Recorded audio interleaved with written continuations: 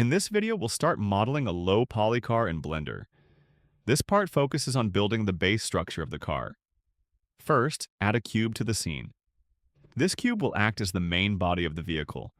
Scale the cube to match the overall proportions of a car body.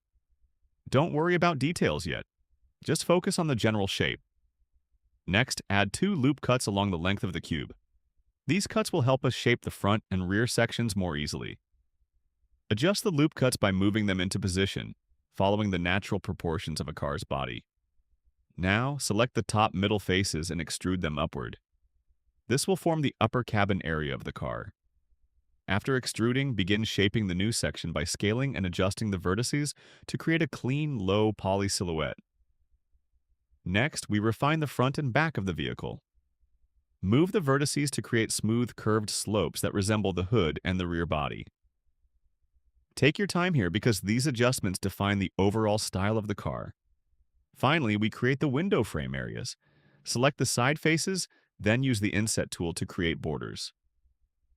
Extrude those faces inward slightly to form the window panels. Repeat the process on all 4 sides to complete the basic window structure. And that's it for part 1. We now have the base structure of our low poly car ready. In the next part, we'll refine the shape and start adding more details.